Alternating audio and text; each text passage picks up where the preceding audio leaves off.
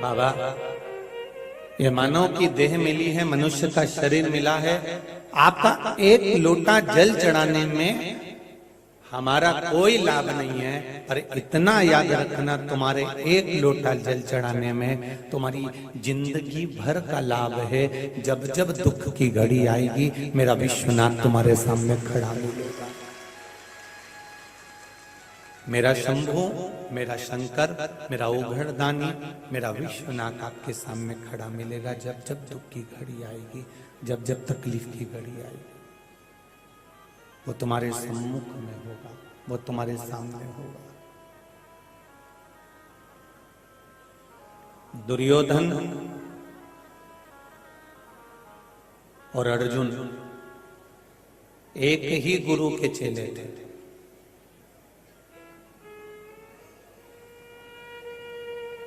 होता है,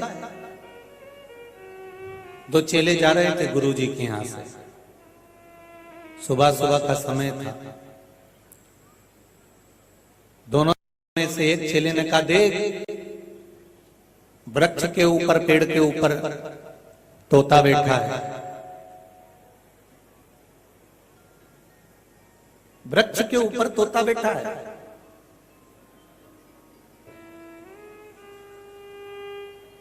अपने गुरुजी ने कहा था, जब सवेरे उठते से ही कहीं के लिए भी जाओ और तोते का दर्शन होता है तो खीर, मीठा, मिठाई खाने को मिलती है।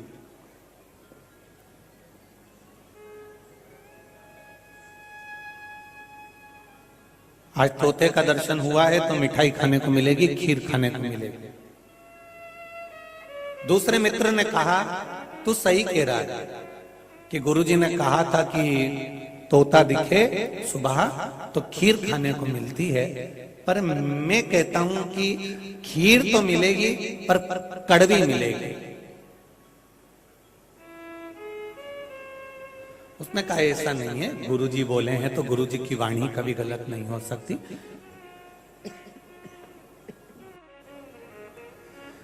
गुरुजी की वाणी कभी गलत नहीं हो सकती, खीर तो मिलेगी, चाहे कुछ भी हो, खीर जरूर मिलेगी। दोनों चले, आगे बढ़े और एक यजमान मिले और उन्होंने कहा, ब्राह्मण देवता आप मेरे यहाँ प्रसाद खाने चलिए, आज हमारे यहाँ चतुर्थी का उद्यापन है। एक ब्राह्मण ने दूसरे ब्राह्मण से कहा, देख ले, मैंने तेरे से कहा था ना कि खीर खाने को मिलेगी, यजमान आ गया, चलो भोजन करने। और दोनों जब भोजन करने बैठे, पूड़ी, सब्जी, भुजिया सब आ गया, साथ में खीर भी आई। तो मित्र ने मित्र को कोनी मारकर कहा, देख ले खीर आ गई ना, गुरुजी ने कहा था तोता दिखता है तो खीर खाने को मिलती है, मीठा भोजन मिलता है।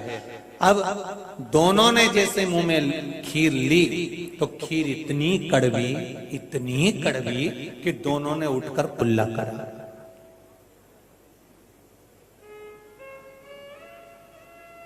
मित्र ने मित्र से कहा, मित्र एक बात बता, अपने गुरुजी ने कहा था कि सवेरे तोता दिखे तो खीर खाने को मिलती है, मीठा भोजन खाने को मिलता है, फिर ये खीर कड़वी कैसे हो गई? तूने कहा था कि कड़वी खीर मिलेगी, तू इतना विद्वान कैसे हो गया? उसने कहा, गुरुजी ने तोते को कहा था कि तोता दिखे तो मीठा भोजन मिलेगा, पर तोता नीम के पेड़ पर बैठा था, इसलिए मैं समझ गया कि खीर कड़वी मिलेगी। ये निश्चित था।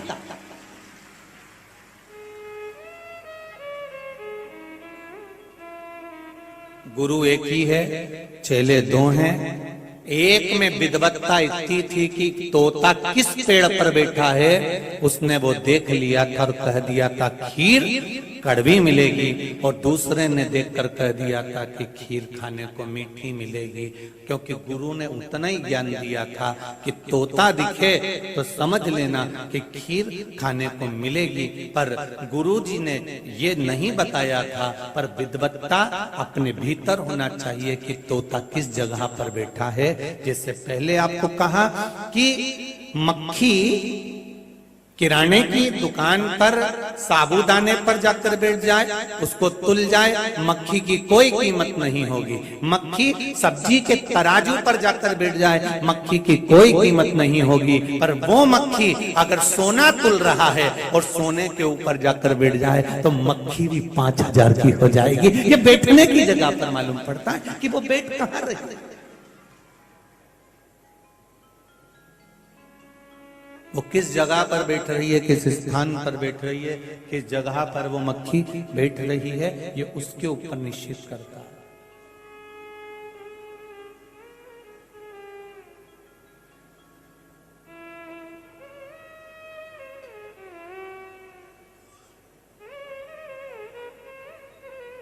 दुर्योधन और अर्जुन ये दोनों एक गुरु के चेले हैं, एक ही गुरु की।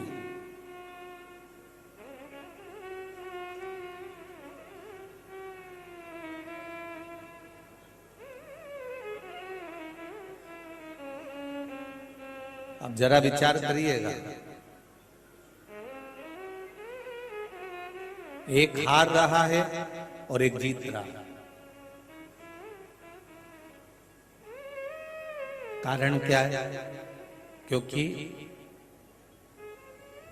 दुर्योधन और अर्जुन भले एक गुरु के चेले हैं, पर अर्जुन ने बाल्य अवस्था से ही भगवान की शरणागति ग्रहण कर कर रखी थी, इसलिए उसकी जीत निश्चित थी, इसलिए वो जीत रहा था और दुर्योधन हार रहा था।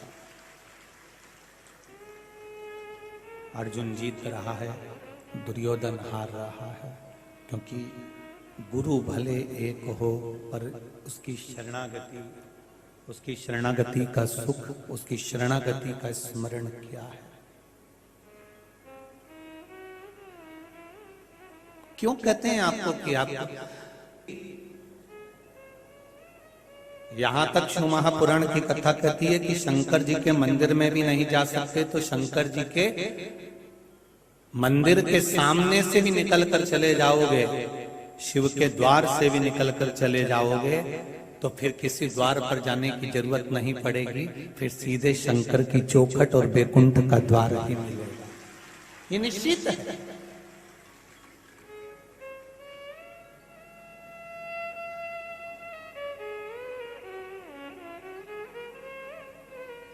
दुख कितना भी हो, कितनी भी तकलीफ, कितना भी कष्ट हो,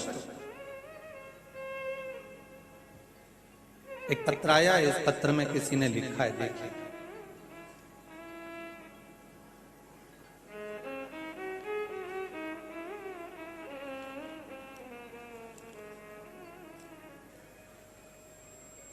और यदि आपके घर से, आपकी दुकान से, आपके व्यापार वाली जगह से आप कहीं निकल कर जा रहे हैं, मंदिर अगली गली में है और मौका मिल जाए कि हम मंदिर के द्वार तक भी नहीं जा पा रहे हैं, तो मंदिर के शिखर का दर्शन कर लीजिए, उसमें भी आपका कल्याण निश्चित है, उसमें भी आपका कल्याण निश्चित है। आप उसका दर्शन करें।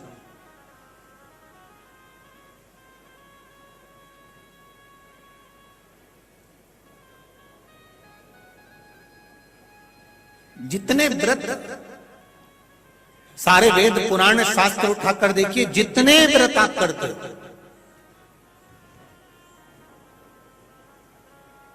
जितने व्रतों को आप धारण करते हो,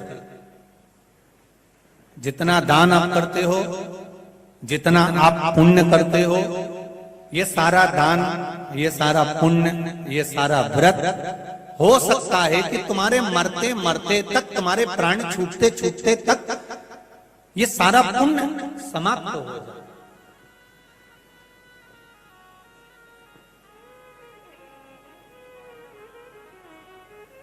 प्राण छूटते छूटते तक हो सकता है हमारा पुण्य समाप्त हो जाए, क्योंकि रीत है 10,000 रुपए महीना आप कमाते हो और 10,000 रुपए महीना कमाने पर एक गैस की टंकी लिया, 1,500 रुपए उसमें चले गए, बिजली का बिल भर दिया, 1,500 उसमें चले गए, बच्चों की फीस भर दी, 1,500 उसमें चले गए, खाने का सामान लिया, 1,500 उसमें चले गए। 10,000 रुपए महीना तुमने कमाया, पर तुम्हारा खर्च भी तो देखो कि कितना हुआ, ऊपर से कर्जा बढ़ते गए।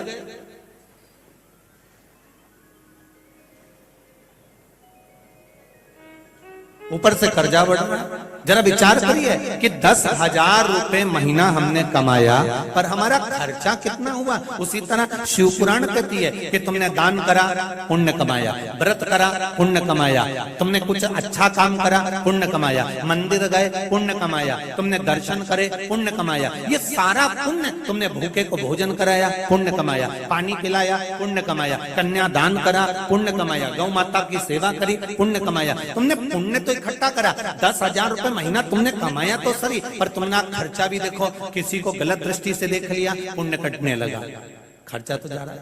किसी को अपशब्द बोल दिए, झूठ बोल दिए, प्रपंच कर लिया, आड़ा टेढ़ा बोल दिया, कहीं कुछ कह दिया, ये हमारा पुण्य धीरे धीरे धीरे धीरे समाप्त होते चले गया। मरने का समय आया, तब तक पुण्य एकदम समाप्त हो गया।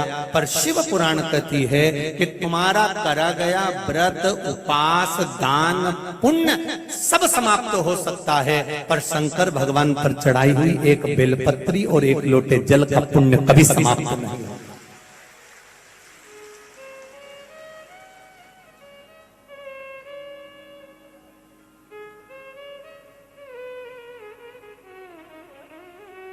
ये वो बीमा है जो जीवन के साथ भी है और जीवन के जम के जरा बोलो, जीवन के बाद भी है। ये वो बीमा है, एक बेलपत्र, एक लोटा जल, ये वो बीमा है कि तुम्हारे जीवन के साथ भी चल रहा है, तुम्हारी जिंदगी को संवारने का काम भी वही कर रहा है। और अंत समय में भी वही संवारेगा। अंत समय प्रभु आना पड़ेगा, वचन दिया तो निभाना पड़ेगा। आए ना आए प्रभु कुटुंब कबीरा, अंत समय प्रभु आना पड़ेगा, वचन दिया तो निभाना पड़ेगा। हे मेरे भोलेनाथ, अंतिम बिंदु में, अंतिम समय में, अंतिम बिंदु में, अंतिम चरणों में आपका आना जरूरी है। भले एक हो, पर शरणागति किसके चरणों में है, शरणागति कहाँ है, वो देखा जाता है। अभी आप लोग